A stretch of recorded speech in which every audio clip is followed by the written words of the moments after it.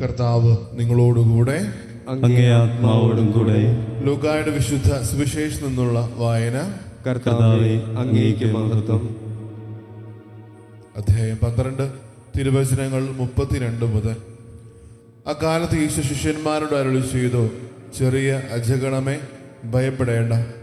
എന്തെന്നാൽ നിങ്ങൾക്ക് രാജ്യം നൽകാൻ നിങ്ങളുടെ പിതാവ് പ്രസാദിച്ചിരിക്കുന്നു. നിങ്ങളുടെ സമ്പത്ത് വിറ്റ് ദാനം ചെയ്യുവിൻ. പഴകിപ്പോകാത്ത പണസഞ്ചികൾ കരുതി വയ്ക്കുവിൻ. ഒടുങ്ങാത്ത നിക്ഷേപം സ്വർഗത്തിൽ സംഭരിച്ചു വയ്ക്കുവിൻ. അവിടെ കള്ളന്മാർ കടന്നു വരികയോ ചിതൽ നശിപ്പിക്കുകയോ ഇല്ല. നിന്റെ നിക്ഷേപം എവിടെയോ അവിടെ നിന്റെ ഹൃദയവും. നിങ്ങൾ അരമുറുക്കുകയും വിളക്ക് കത്തിച്ചും ഇരിക്കുവിൻ. നിങ്ങളുടെ യജമാനൻ കല്യാണ വിരുന്ന് കഴിഞ്ഞ് മടങ്ങി വരുന്ന് മുട്ടുന്ന ഉടനെ തുറന്നു കൊടുക്കാൻ അവൻ്റെ വരവും കാത്തിരിക്കുന്നവരെ പോലെ ആയിരിക്കുവിൻ. യജമാനൻ വരുമ്പോൾ ഉണർന്നിരിക്കുന്നവരായി കാണുന്ന ഭൃത്യന്മാർ ഭാഗ്യവാന്മാർ. സത്യമായി ഞാൻ നിങ്ങളോട് പറയുന്നു, അവൻ അരമുറുക്കി അവരെ ഭക്ഷണത്തിനിരുത്തുകയും അടുത്തു ചെന്ന് അവരെ പരിചരിക്കുകയും ചെയ്യും.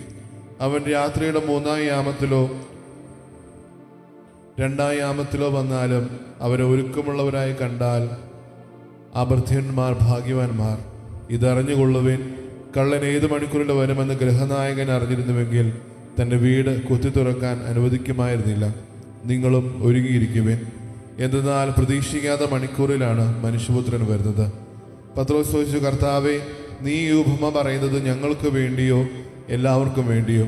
അപ്പോൾ കർത്താവ് പറഞ്ഞു, വീട്ടുജോലിക്കാർ യഥാസമയം ഭക്ഷണം കൊടുക്കേണ്ടതിന് യജമാനൻ അവരുടെ മേൽ നിയമിക്കുന്ന വിശ്വസ്തനും വിവേകിയുമായ കാര്യസ്ഥൻ ആരാണ്? യജമാനൻ വരുമ്പോൾ ജോലി വ്യാപൃതനായി കാണപ്പെടുന്ന ഭൃത്യൻ ഭാഗ്യവാന്മാർ. സത്യമായി ഞാൻ നിങ്ങളോട് പറയുന്നു, അവൻ തൻ്റെ സകല സ്വത്തുക്കളുടെ മേൽ അവനെ നിയമിക്കും. എന്നാൽ ആ ഭൃത്യൻ തന്നെ യജമാനൻ വരാൻ വൈകും എന്നുള്ളിൽ കരുതി യജമാനൻ്റെ ദാസന്മാരെയും ദാസിമാരെയും അടിക്കുവാനും തിന്നുകുടിച്ച് ഉന്മത്തനാകുവാനും തുടങ്ങിയാൽ പ്രതീക്ഷിക്കാത്ത ദിവസത്തിലും അറിയാത്ത മണിക്കൂറിലും യജമാനൻ വരികയും അവരെ ശിക്ഷിച്ച് അവൻ്റെ പങ്ക് അവിശ്വാസികളോട് കൂടെ ആക്കുകയും ചെയ്യും. യജമാനൻ ഹിതം അറിഞ്ഞിട്ടും അതനുസരിച്ച് പ്രവർത്തിക്കുകയോ അതിനൊരുങ്ങുകയോ ചെയ്യാത്ത ഭൃത്യൻ കഠിനമായി പ്രഹരിക്കപ്പെടും. എന്നാൽ അറിയാതെയാണ് ഒരുവൻ ശിക്ഷാർഹമായ തെറ്റ് ചെയ്യുന്നതെങ്കിൽ അവൻ ലഘുവായോ പ്രഹരിക്കപ്പെടുകയുള്ളൂ. അധികം ലഭിച്ചവനിൽ നിന്ന് അധികം ആവശ്യപ്പെടും. അധികം ഏൽപ്പിക്കപ്പെട്ടവനോട് അധികം ചോദിക്കും. കർത്താവിൻ്റെ സുവിശേഷം. ക്രിസ്തുവേ, അങ്ങേക്ക് സ്തുതി.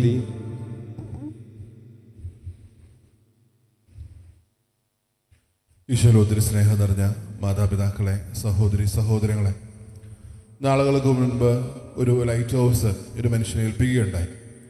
അത് ഏൽപ്പിക്കുമ്പോൾ ഓരോ നിമിഷവും പറഞ്ഞത് രാത്രിയുടെ യാമങ്ങളിൽ ഒരിക്കൽ പോലും ഉറങ്ങുകയോ അല്ലെങ്കിൽ അതിൽ സംഭരിച്ചിരിക്കുന്ന എണ്ണയുടെ അളവ് തെറ്റുകയോ അല്ലെങ്കിൽ ആ ഒരു പ്രകാശം ഒരിക്കൽ പോലും അണഞ്ഞു പോകാനും സമ്മതിക്കരുതെന്നാണ്. കാരണം ആ ഒരു ലൈറ്റ് ഹൗസിൻ്റെ ഏറ്റവും വലിയ പ്രത്യേകത എന്ന് പറയുന്നത് അത് ഓരോ മനുഷ്യരെയും അവരുടെ യഥാർത്ഥ ലക്ഷ്യത്തിലേക്ക് നയിക്കുക എന്നാണ്. അങ്ങനെ ഈ ഒരു മനുഷ്യൻ ഓരോ നിമിഷവും ആയിരിക്കുന്ന സമയത്ത് ഒരു ദിവസം ഈ ഒരു മനുഷ്യന് തോന്നുകയാണ് ആ ഒരു വിളക്കിൽ കത്തിക്കാനുള്ള എണ്ണയുടെ അംശം കുറവാണെന്നുള്ളൊരു കാര്യം. അപ്പോൾ ഒരു ദിവസത്തേക്ക് മാറ്റിവെക്കാനോ ഒന്നും ഈ മനുഷ്യൻ ശ്രമിക്കാതെ ഈ മനുഷ്യൻ സ്വന്തം കീശയിൽ നിന്ന് പൈസ എടുത്ത് അതിൽ എണ്ണ സംഭരിച്ച് വെക്കുകയും ആ ഒരു വിളക്ക് ആ രാത്രി മൊത്തം കത്താൻ വേണ്ടി ഈ ഒരു മനുഷ്യൻ പരിശ്രമിക്കുകയും ചെയ്യുകയാണ്. പിറ്റേ ദിവസം കാണുന്നത് യഥാസ്ഥാനത്തിൽ എത്തിയ ഓരോ കപ്പലുകളെയാണ്. കാരണം കാറ്റും കോളും കൊണ്ട് പല ആൾക്കാർക്കും ലക്ഷ്യം തെറ്റിപ്പോയ നിമിഷത്ത് ഈ ഒരു പ്രകാശത്തെ നോക്കി അല്ലെങ്കിൽ ഒരു ലൈറ്റ് ഹൗസിനെ നോക്കി അവരോരോരുത്തരും അവരുടെ ആ ഒരു ലക്ഷ്യത്തിലേക്ക് നയിക്കുകയായിരുന്നു. നന്ദിയുള്ളവരായിട്ട് അവരോരോരുത്തരും കടന്നു വന്നു. അങ്ങനെ ഈ ഒരു മനുഷ്യൻ ആ ഒരു ഇതെല്ലാം കണ്ടുകൊണ്ട് വളരെ യാദൃശ്ചികമായിട്ട് തന്നെ ഈ ജോലി ഏൽപ്പിച്ചിരുന്ന ആളോട് നന്ദി പറയുകയാണ്. ഒരു പക്ഷേ ഇന്നത്തെ ഓരോ വായനകളും നമ്മുടെ മുമ്പിലേക്ക് ചൂണ്ടിക്കാണിക്കുന്നത് അല്ലെങ്കിൽ നമ്മൾ ഓരോരുത്തരും വിളിച്ചെത്തുന്നത് നമ്മുടെ വിശ്വാസം നമ്മൾ ഓരോരുത്തരും നമ്മുടെ അവസാനത്തോളം കാത്തു സൂക്ഷിക്കാനാണ്. ഒപ്പം ആ ഒരു വിശ്വാസത്തോടു കൂടി ഏത് നിമിഷവും നമ്മൾ ഒരുങ്ങി ഇരിക്കണം എന്നുള്ളൊരു കാര്യം. അത് കുടുംബത്തിലാണെങ്കിലും നമ്മുടെ ഓരോ സാഹചര്യത്തിലാണെങ്കിലും നമ്മൾ എത്രത്തോളം നമ്മുടെ ജീവിതത്തിൽ നമ്മുടെ വിശ്വാസ ജീവിതത്തിൽ നമ്മൾ ഓരോരുത്തരും ഒരുങ്ങിയിരിക്കുന്നു എന്നുള്ള കാര്യം വളരെ പ്രാധാന്യം അർഹിക്കുന്നതാണ്. പഴയ നിയമത്തിലേക്ക് പോകുമ്പോൾ ജ്ഞാനോത്തര പുസ്തകത്തിൽ വളരെ ഭംഗിയായിട്ട് പറയുന്നത് അവരെത്രത്തോളം ഒരുങ്ങിയിരുന്നു എന്നതാണ്. നമുക്കറിയാം, ഏകദേശം 434 വർഷത്തോളം അവർ ഈ അടിമത്തത്തിൽ കഴിഞ്ഞപ്പോൾ ഓരോ നാളും അവർ വാഗ്ദാന ഭൂമിയിലേക്ക് അവർ നയിക്കപ്പെടും എന്നുള്ളൊരു പ്രത്യാശയിലായിരുന്നു അവർ ഓരോ നിമിഷവും തമ്പുരാനിൽ വിശ്വസിച്ച് അവർ ജീവിച്ചു മുന്നേറുമ്പോഴും ആ ഒരു കാലഘട്ടത്തിൽ പലപ്പോഴും ഈ പറഞ്ഞതുപോലെ പ്രത്യാശയുടെ കിരണങ്ങളുമായുമ്പോഴും നിരാശയിൽ പലപ്പോഴും കൂപ്പുകുത്തുമ്പോഴും അവരെപ്പോഴും വിശ്വസിച്ചിരുന്നത് തമ്പുരാനിലാണ്, തങ്ങൾ രക്ഷിക്കപ്പെടുമെന്നുള്ള കാര്യം. കാരണം നമുക്കറിയാം ആ ഒരു വചനഭാഗത്തിൽ വായിച്ചു വയ്ക്കുന്നതും അത് തന്നെയാണ്. അവർ രക്ഷിക്കപ്പെടുന്ന ആ ഒരു തലേരാത്രി അത്രത്തോളം അവരോരോരുത്തരും അതിനു വേണ്ടി തയ്യാറെടുത്തിരുന്നു, അല്ലെങ്കിൽ അത്രത്തോളം അവരോരോരുത്തരും ഒരുങ്ങിയിരുന്നു. പക്ഷേ ഈ ഒരു കാര്യം നമ്മുടെ ജീവിതത്തിലേക്ക് വിളിച്ചു തോന്നുന്നത് നമ്മൾ എത്രത്തോളം നമ്മുടെ വിശ്വാസ ജീവിതത്തിൽ നമ്മളും ഒരുങ്ങിയിരിക്കുന്നു എന്നാണ്. കാരണം പലപ്പോഴും നമ്മൾ തീരുമാനങ്ങൾ എടുക്കുമ്പോഴും തിരുത്തൽ നമ്മൾ ജീവിതത്തിൽ സ്വീകരിക്കുമ്പോഴും നാളെ ആകട്ടെ എന്നുള്ള തീരുമാനം പലപ്പോഴും നമ്മുടെ ജീവിതത്തിൽ കടന്നു വരുന്നതാണ്. ഒരു പക്ഷേ കുടുംബത്തിലാണെങ്കിലും കുടുംബ ബന്ധങ്ങളിലാണെങ്കിലും പലപ്പോഴും ഈ പറഞ്ഞതുപോലെ ഒരു തിരുത്തലുകളും തീരുമാനങ്ങളും പലപ്പോഴും ജീവിതത്തിൽ സംഭവിക്കുമ്പോഴും നാളെ ആകട്ടെ എന്നുള്ള ചിന്ത പലപ്പോഴും നമ്മുടെ ജീവിതത്തിലുണ്ട്. അവിടെയാണ് തമ്പുരാൻ നമ്മളോട് ഓരോ നിമിഷവും പറയുന്നത്, ഇപ്പോൾ ഈ ഒരു നിമിഷം നിങ്ങൾ ഒരുങ്ങിയിരിക്കുവിൻ. നാളെ എന്നുള്ള ചിന്തയൊന്നും നമ്മുടെ ജീവിതത്തിൽ കൊണ്ടുവരാതെ യഥാസമയം ഓരോ നിമിഷവും നിങ്ങൾ ഒരുങ്ങിയിരിക്കാനാണ് തമ്പുരാൻ നമ്മളോട് പറയുന്നത്. കാരണം ലേഖന ഭാഗത്തേക്ക് വരുമ്പോൾ വിശ്വാസം എന്താണ് എന്നുള്ള കാര്യം വളരെ ഭംഗിയായിട്ട് പറയുന്നുണ്ട്. പഴയ നിയമത്തിലേക്ക് അതിനകത്തേക്ക് കുറച്ച് കാര്യങ്ങൾ വിളിച്ചോതുമ്പോൾ അബ്രഹാത്തെ പറ്റി പറയുമ്പോൾ ഈ പറഞ്ഞതുപോലെ അബ്രഹാം ഓരോ പ്രാവശ്യവും വിശ്വസിക്കുമ്പോഴും തൻ്റെ യാഥാർത്ഥ്യത്തിൽ ഓരോ നിമിഷവും നിലനിൽക്കുമ്പോഴും ഈ പറഞ്ഞതുപോലെ ദൈവത്തിൽ അവിടുന്ന് പൂർണ്ണമായി ആശ്രയിക്കുകയായിരുന്നു. വിശ്വാസത്തിൻ്റെ പിതാവെന്ന് പിൽക്കാലത്ത് അബ്രഹാം അറിയപ്പെട്ടിട്ടുണ്ടെങ്കിൽ അത്രത്തോളം ദൈവത്തിൽ ആശ്രയിച്ച് മുന്നേറിപ്പോയത് കൊണ്ടാണ് വിശ്വാസത്തിൻ്റെ പിതാവെന്ന് അബ്രഹാത്തെ നമ്മൾ ഓരോ നിമിഷവും വിളിക്കുന്നത്. നമ്മൾ ഓർക്കേണ്ട ഒരു കാര്യം, ഞാൻ വിശ്വസിക്കുന്നു എന്ന് പറയുമ്പോഴും അല്ലെങ്കിൽ ഞാൻ എൻ്റെ ദൈവത്തിൽ വിശ്വസിക്കുന്നത് പറയുകയും അവൻ്റെ കൈപിടിച്ച് മുന്നേറുന്നില്ലെങ്കിൽ ഈ പറഞ്ഞതുപോലെ നമ്മൾ വിശ്വാസ ജീവിതത്തിൽ നിന്ന് നമ്മൾ പുറകോട്ട് പോകുന്നുണ്ട്.